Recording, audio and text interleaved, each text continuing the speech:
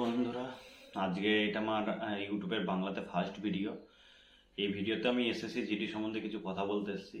তো সবারই প্রথমে আমি আমার পরিচয় দিয়ে দিই। আমি 2023 সালে এসএসসি জিডিতে উত্তীর্ণ হয়েছি।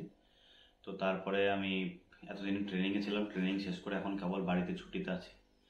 তো যারা দুর্গাপুরে মাঠে যাচ্ছ তাদের কথা বলি। দুর্গাপুরে মাঠ অনেক বেলা করে শুরু হচ্ছে। ধরে নাও 11টা, 10:30, 11টা, কখনো কখনো কোনো কোনো দিন ফার্স্ট দিন তো 1টার সময় শুরু হয়েছে। যারা 30 তারিখ পর্যন্ত যাবে তাদের একটা জন করে ডাকবে, আর 30 তারিখের পরে 40 জন করে। মেডিকেল আর টোটাল করতে অলমোস্ট তোমার 5 দিন টাইম লেগে যাচ্ছে। 5 দিন মানে টোটালে মেডিকেল ফিট হয়ে, যারা মেডিকেলে যদি ফিট হয়ে একদম ডাইরেক্ট 4-5 দিন, 3 দিন কম করে 3-4 দিনের নিচে তো হবে না। আর যারা যারা রিমেডিকেল হচ্ছে তাদের অলমোস্ট 5 দিন লেগে যাবে, কারণ ব্লাড টেস্ট আর মেডিকেল টেস্ট অনেক কিছু থাকে। তারপরের কথায় আসি, যেটা হচ্ছে কি যে মেডিকেলে মাঠ কেমন হচ্ছে। মাঠ দুপাকের মাঠ, 2.5 কিলোমিটার, 5 কিলোমিটারের মাঠ। রান পাস করলে মেজারমেন্ট খুব ভালো হচ্ছে, এমন না যে তোমাকে জোর করে বাদ দিয়ে দেবে, এরকম কোনো ব্যাপার না। তো যদি রান পাস করো অবশ্যই ভালো একটা পারফরমেন্স দেবা। তারপরে মেডিকেল ঠিকঠাক আছে, যে হ্যাঁ মেডিকেল বিশাল বড় ইস্যু, বড় মেজারমেন্ট কিছু না হলে অতটা ধরবে না, সেদিক দিয়ে চিন্তা নেই।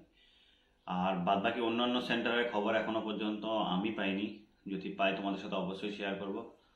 এটা আমার ফার্স্ট ভিডিও। যদি এই ধরনের ভিডিও তোমরা আমার কাছ থেকে চাও, এসএসসি জিডি সম্বন্ধে, মেডিকেল আর বৃত্তান্ত সমস্ত কিছু, মাঠ, আর্মি হোক, বেঙ্গল পুলিশ হোক, যা কিছুর তোমরা কোনো কিছু জানতে চাইলে অবশ্যই আমাকে কমেন্ট করতে পারো।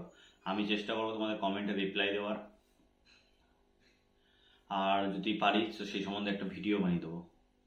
আমি এটাই বিশ্বাস করছি, যে বিশ্বাস রাখছি যে তোমরা যদি কমেন্ট করো আমি অবশ্যই সেই জিনিসের সলভ করে দিতে পারবো। কারণ অলমোস্ট 10 বছরের আমি এই ফিল্ডে আছি।